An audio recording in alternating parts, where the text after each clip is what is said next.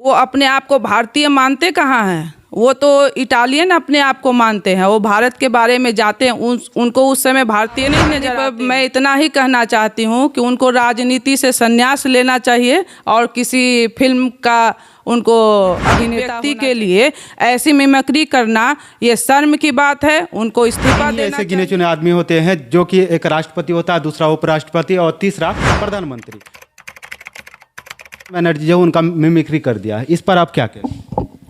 ये बहुत बड़ी दुखद घटना है। और लोकतंत्र के मंदिर में जब भारत के प्रथम नागरिक जिन्हें हम राष्ट्रपति कहते हैं और आप दूसरे नागरिक उपराष्ट्रपति मान सकते हैं, और उनकी नकल जब एक राज्यसभा का सांसद करता है, इससे बड़ा दुखद और कोई बात हो नहीं सकती है। क्या हम लोग का संस्कार इतना गिर चुका है कि हम लोग अपने लोकतंत्र के मंदिर में जाके ऐसी हरकत करें कि किन्हीं का मिमिक्री करें, किन्हीं का नकल उतारें? तो हम जनता को क्या संदेश देंगे, क्या नियम बताएंगे जनता के लिए? क्या संवैधानिक पद पर रहते हुए संवैधानिक व्यक्ति के लिए ऐसी मिमिक्री करना ये शर्म की बात है। उनको इस्तीफा देना चाहिए और उनको अपने पद से हटना चाहिए और माफ़ी मांगनी चाहिए। उसको तो संसद से जो है उसको बर्खास्त कर दिया गया। जी, मुझे मालूम है, बर्खास्त कर दिया है और अच्छी बात है ये। लेकिन लोगों के बीच में ये संदेश तो गया कि ऐसे सांसद भी हैं। विपक्षी तो पहले हमारे आदरणीय प्रधानमंत्री मोदी जी की नकल करते थे, मोदी जी को जो तो कह देते थे। अब उनका मन इतना बढ़ चुका है, वो इतने नीचे हद तक गिर चुके हैं कि प्रथम व्यक्ति को भी नहीं बख्श रहे हैं, तो द्वितीय व्यक्ति को क्या बख्शेंगे वो? प्रथम व्यक्ति के अगर रूप में देखा जाए तो देश में 3 ही ऐसे गिने चुने आदमी होते हैं जो कि एक राष्ट्रपति होता है, दूसरा उपराष्ट्रपति और तीसरा प्रधानमंत्री। इन लोगों के ऊपर जो खास करके कोई टिप्पणी करता है तो इस पर कैसा ही होना चाहिए? कैसे? ये तो बहुत शर्मिंदगी वाली बात है। एक आप सांसद चुन के जाते हैं, एक बनाए जाते हैं राज्यसभा के सांसद। वो योग्य व्यक्ति अगर होंगे तभी तो। अगर योग्य व्यक्ति नहीं है तो लोकतंत्र के मंदिर में ऐसा मजाक नहीं होना चाहिए। और विपक्ष में राहुल गांधी जो अपने आप को कांग्रेस का नेता मानते हैं, वो वीडियो बना रहे हैं। ये देश की जनता जान रही है और जो बचा खुचा उनका सीट है वो भी चले जाएगा इस बार 2024 में। कल्याण बनर्जी बोल रहे हैं कि मोदी जी आज से कुछ दिन पहले जो है राहुल परिवार का जो है मिमिक्री किया था, उस पर तो कोई संज्ञान नहीं लिया। आज हम अगर राष्ट्रपति कर देते हैं तो हमको बर्खास्त कर दिया जाता है, हमारे ऊपर आरोप लग रहा है। इस पर क्या जवाब? मुझे ऐसा कभी भी जानकारी नहीं है कि प्रधानमंत्री को इतना फुर्सत नहीं है कि वो किसी की मिमिक्री करें और किसी का नकल उतारें। वो केवल देश की सेवा करते हैं और सबका साथ सबका विकास करते हैं। लगातार ममता बनर्जी का जो है इस्तीफा मांगा जा रहा है, इस पर आप क्या कहें? क्यों नहीं मांगा जाएगा? आप कोई भी पार्टी का एक मुखिया होता है, एक सदस्य होता है, और जब मुखिया को किसी भी पार्टी का मुखिया जो है उसके सदस्य अगर कुछ करते हैं, किस पे आरोप होगा? परिवार के मुखिया पे आरोप होगा। वैसा मुखिया बना के अपने परिवार को रखता है कि वैसा सांसद बना के वो रखी हैं कि ऐसे ऐसे मिमिक्री करते हैं जो राष्ट्रपति उपराष्ट्रपति को नहीं छोड़ रहे हैं। तो क्यों नहीं इस्तीफा मांगा जाए? राहुल गांधी वीडियो बना रहा था, उस पर आप क्या कहेंगे? राहुल गांधी पर मैं इतना ही कहना चाहती हूँ कि उनको राजनीति से संन्यास लेना चाहिए और किसी फिल्म का उनको अभिनेता होना चाहिए। जो राजनीति संन्यास लेना? जी, तो खानदानी नेता उनको यहाँ खानदानी नेता नहीं होता है लोकतंत्र में, ये राजतंत्र नहीं है। मैं एक बात स्पष्ट कहना चाहती हूँ, ये राजतंत्र नहीं है कि आपके नाना जी, आपके दादी जी, आपके माँ और आपके पिताजी नेतागिरी करें। नेतागिरी एक सेवा की भावना से किया जाता है और देश में सेवा करने के लिए लोग चुन के जाते हैं। परिवारवाद नहीं होता है यहाँ। ये परिवारवाद का उदाहरण है और इनको राजनीति समझ में नहीं आती है।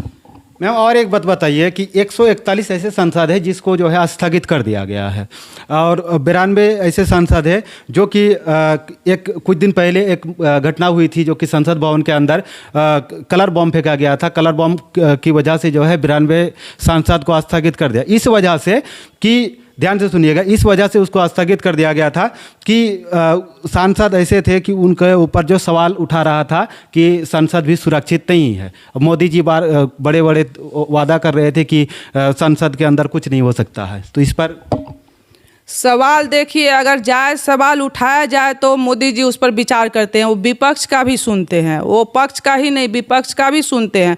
आप अभी हाल में देखिएगा कि महिला आरक्षण जो हुआ, कांग्रेस कहती है कि हमारा मुद्दा था। अरे कांग्रेस तो 70 सालों तक राज किया, कहाँ महिलाओं को आरक्षण दिया? वो काम मोदी जी ने किया है, महिलाओं को 33% आरक्षण देकर। तो कांग्रेस केवल बकवास करती है और विपक्ष लोग उसका समर्थन करते हैं, जो एनडी पार्टी बनी है आजकल। तो अगर घुसपैठी दर्शक दीर्घा में आकर वो छेड़खानी करते हैं, संसद पे हमला करते हैं और संसद की सुरक्षा पे अगर सेंध मारते हैं, वो प्रधानमंत्री जी बर्दाश्त करने वाले नहीं है। उस पे आप कौन होते हैं बोलने वाले? संसद में जो भी करेंगे वो प्रधानमंत्री सुरक्षा के लिए उनको जो भी ठोस कदम होगा वो उठाएंगे ही। तो इसलिए उसको स्थगित किया गया। स्थगित नहीं किया गया, उनको निलंबित कर दिया गया है। जो ऐसा अगर वो संसद के भवन के खिलाफ अगर कोई बोलेगा, सुरक्षा में कोई कमी आ रही, तो मोदी जी उस पर देख रहे हैं। तो संसद में जो 6 लोग घुसे थे, 4 बाहर अंदर थे और 2 बाहर। तो उनको जो है बीजेपी के एक सांसद, उनका हम नाम भूल रहे हैं, बीजेपी के एक सांसद हैं, उनको पास दिया गया। इस पर आप क्या कहेंगे? बीजेपी वाला ही बोल रहा है कि घुसा रहा।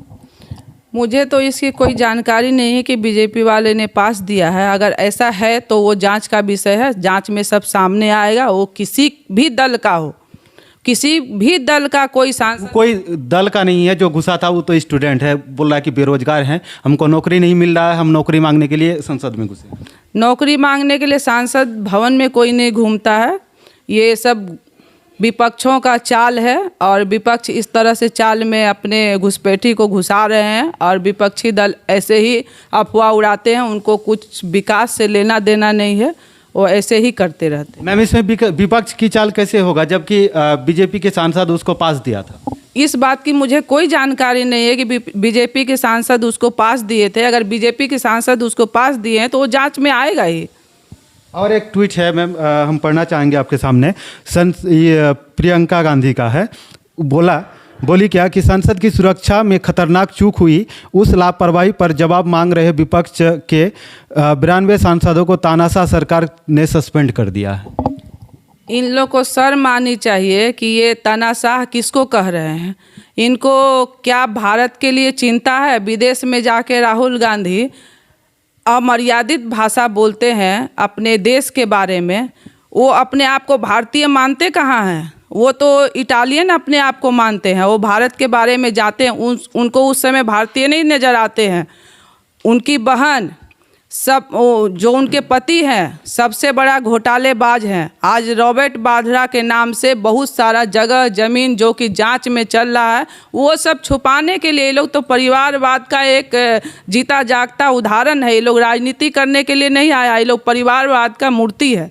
और परिवारवाद से राजनीति नहीं चलती है, परिवारवाद से देश सेवा नहीं चलती है। ये कोई ज़रूरी नहीं है कि हमारे पिताजी अगर राजनीति में है तो हमारा बच्चा भी राजनीति में हो।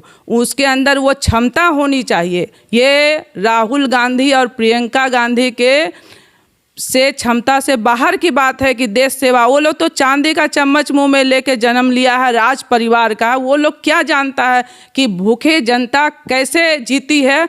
और बस में पहले एक सिलेंडर के लिए लोग लाइन लगाते थे, एक सड़क नहीं थी, एक आपको कोई सुविधा नहीं था, कहीं पानी का और बिजली का जो आज 24 घंटा बिजली मिलती है, ये सब कहीं नामो निशान नहीं था। किसान रोते थे। आज सभी खुशहाल हैं, सभी का उन्नति हो रहा है, तो उनको ये बर्दाश्त नहीं हो रहा। आज बिजली देख रहे हैं, औद्योगिक क्रांति आई हुई है। रोड का तो गांव और शहर पता नहीं चलता है, प्रत्येक गांव से शहर को जोड़ा गया।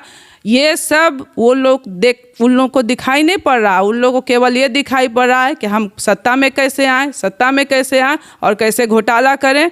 वो लोग इसी टेंशन में पूरी ज़िंदगी बिता देगा। मैम, और आपके बातों में हमको 2 सवाल मिला। आप बोल रहे हैं क्या कि सबकी उन्नति हुई, किसान की उन्नति हुई, और कांग्रेस वाले बोल रहे हैं कि किसान आत्महत्या कर रही है। कहाँ आत्महत्या कर रही है? कौन सा किसान आत्महत्या कर रही है? किसान के निधि में मोदी जी 6,000 रुपया करके सबको देते हैं। आज कोरोना जैसे महामारी पूरा विश्व जिससे त्रस्त हुआ, भारत में कहीं कुछ दिखाई नहीं पड़ा। दुकान का शटर ज़रूर बंद हुआ, लेकिन कोई भी जनता उनके राज्य में, चाहे देश में, कोई भी राज्य इस देश में नहीं कह सकता है कोरोना जैसे महामारी में कोई भूखा रहा हो। सबको अनाज उपलब्ध कराया गया। दवाई दारू के लिए जो दवाई उवाई होता है उसके लिए 1,500 रुपया 500 रुपया करके सभी के खाते में पैसा आया। आज उज्ज्वला योजना है, जो हमारी माता बहनें धुएं में खाना बनाती थी उनसे वो निजात दिलाए। आज शौचालय का प्रबंध कराए। कितनी सारी योजना है, मैं कितनी गिनती गिनाऊं, जो कि विकास ही विकास हो रहा है। आप बोले कि उनका संपत्ति का जांच होना चाहिए, ये तो बोल रहे हैं, क्या वो लोग तो आरोप लगा रहे हैं कि ईडी और सीबीआई जो है मोदी जी के इशारे पे काम कर रही है। अभी हाल में ही अगर मोदी जी के इशारे पर काम कर रही होती तो एक सांसद के घर में 400 करोड़ रुपए नगद कहाँ से मिला? और नोटबंदी के बाद मिला। 500 रुपया का नोट, 2,000 का नोट अभी बंद हुआ, उनके घर में 2,000 का नोट नहीं मिला है। और 2 महीना में कहाँ से 2-3 महीना में 400 करोड़ जमा कर लिए? ये सोचने वाली बात है। देश की जनता देख रही है और सोच भी रही है कि 2 महीने में कहाँ से 400 करोड़ आ गया पैसा, जब एक सांसद के घर में 400 करोड़ पैसा आ सकता है। और अभी जांच ही चल रहा है। पैसे गिनती करने के मशीन कई बाहर से मंगाए गए, तो एक साधारण सांसद के यहाँ से जब इतना पैसा मिल रहा, तो इनके यहाँ तो राज परिवार है, इनके यहाँ कितना खजाना छुपा के रखा है ये लोग। वो तो देश की जनता के सामने ईडी सीडी जो बोल रहे हैं वो लोग, वो सब आएगा। तो हमारे साथ मैम थी, मैम से बात करके हमें अच्छा लगा। वीडियो आपको कैसा लगा? वीडियो अगर अच्छा लगा तो वीडियो को एक लाइक करके चैनल को सब्सक्राइब कर देना। तब तक के लिए इजाज़त दीजिए। जय हिंद, जय भारत।